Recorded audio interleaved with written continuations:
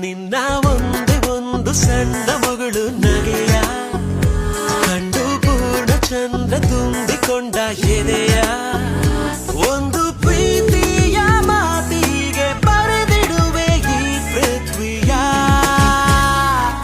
ನೆನಪಿದು ನೆನಪಿದು ಕನಸಲು ಮರೆಯದು ನೆನಪಿದು ಮನಸ್ಸಿನ